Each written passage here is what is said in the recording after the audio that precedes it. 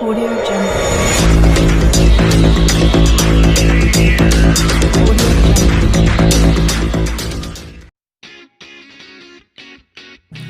Assalamualaikum warahmatullahi wabarakatuh.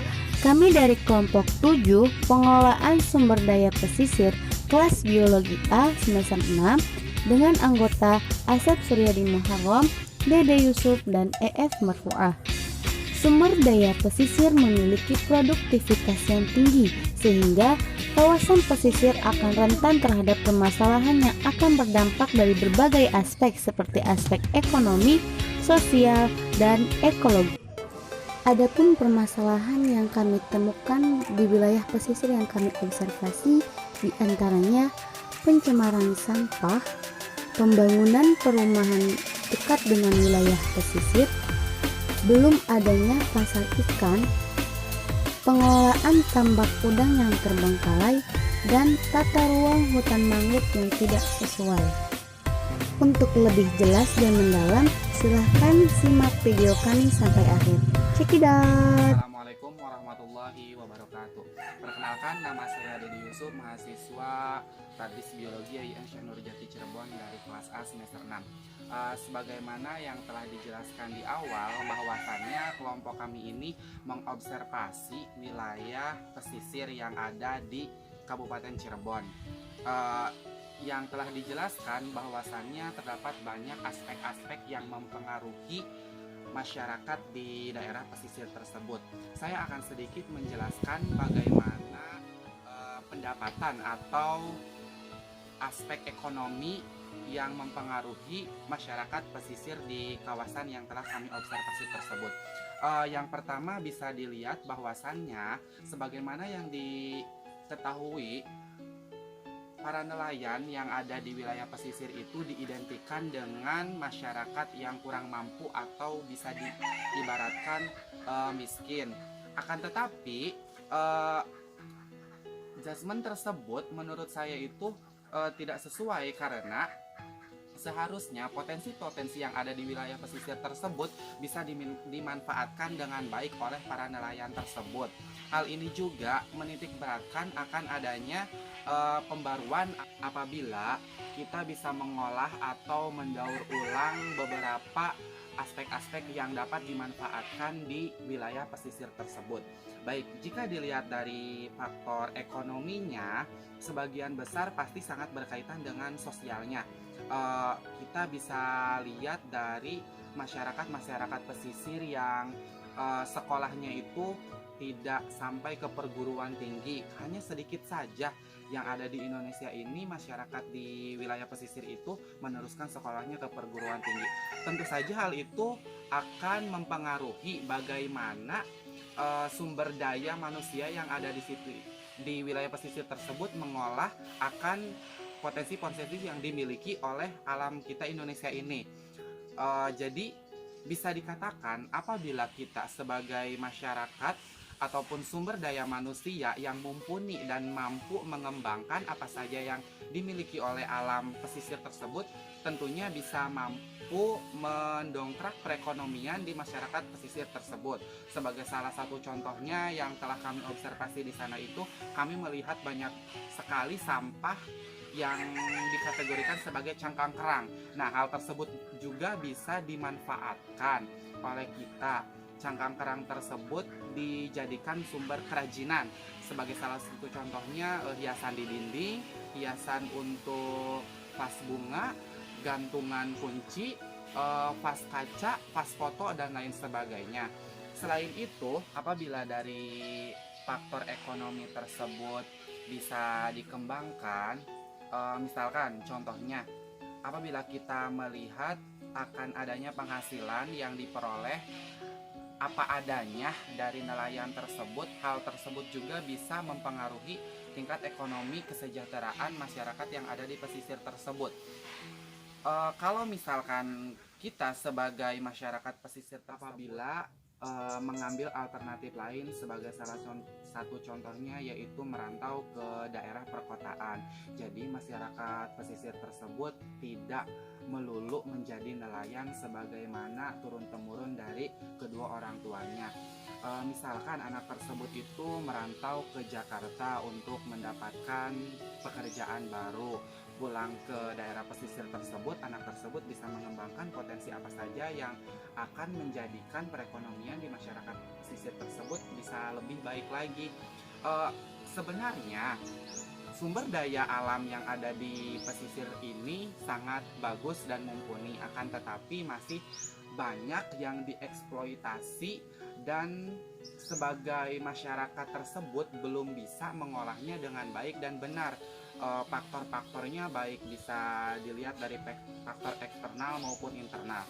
Sebagai salah satu contoh untuk faktor eksternalnya mungkin dari adanya kurang peninjauan atau penyuluhan dari pemerintah mengenai undang-undang tentang kelestarian alam pesisir tersebut.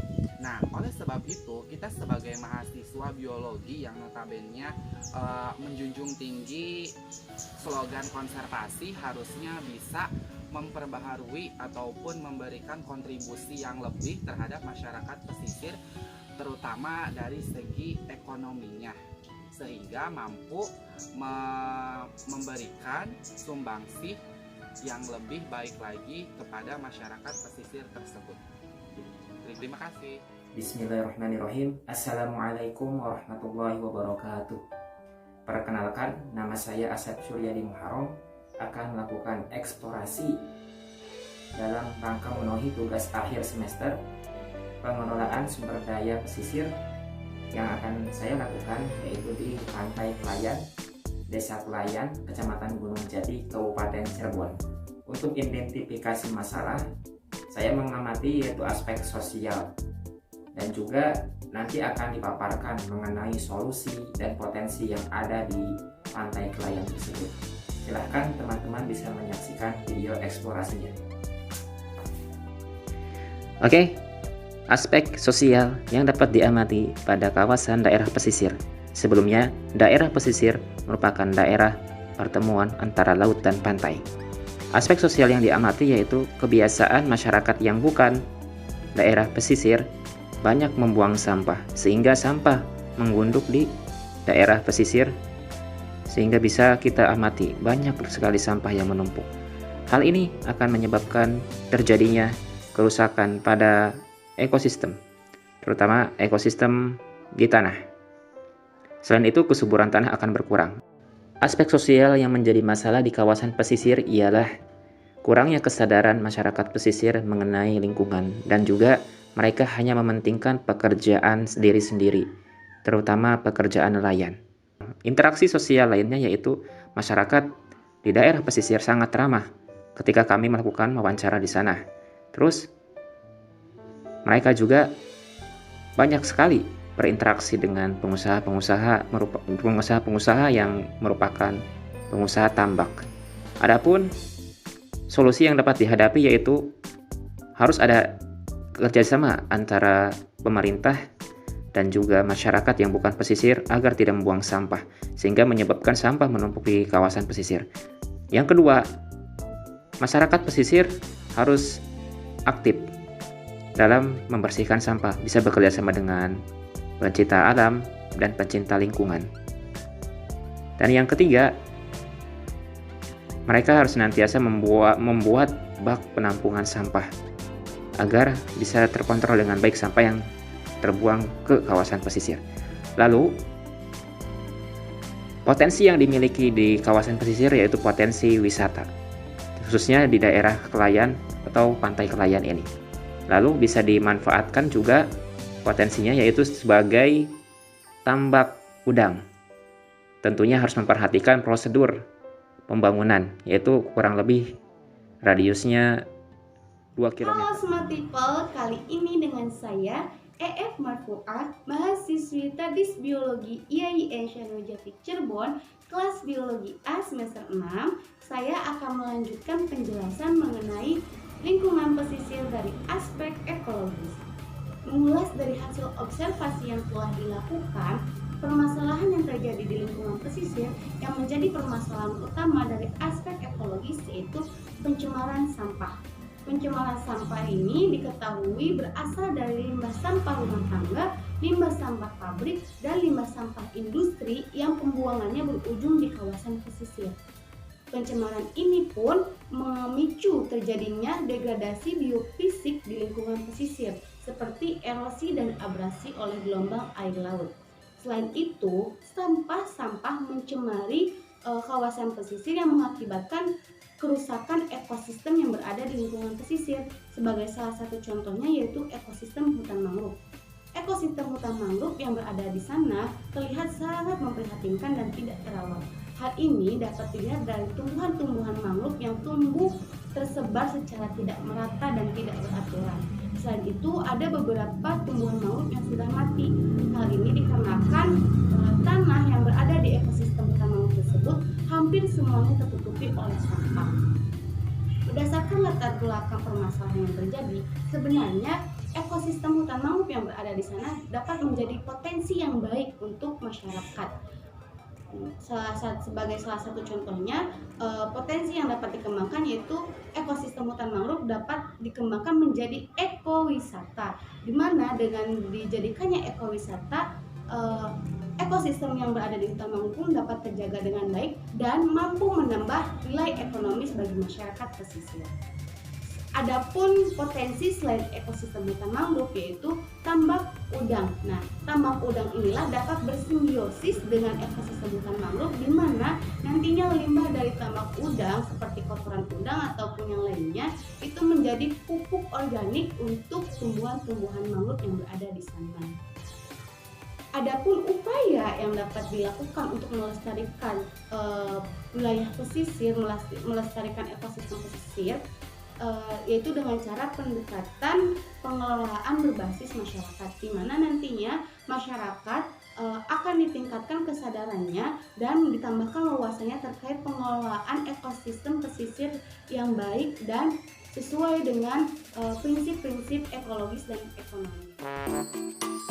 Adapun upaya untuk menangani permasalahan wilayah pesisir dapat dilakukan dengan beberapa cara, di antaranya yang pertama, pemerintah melakukan peninjauan kembali dan melakukan pengarahan kepada masyarakat untuk menjadi sumber daya manusia yang unggul dalam pengelolaan sumber daya pesisir. Yang kedua, adanya pelatihan pengelolaan sumber daya alam pesisir kepada masyarakat secara berkala.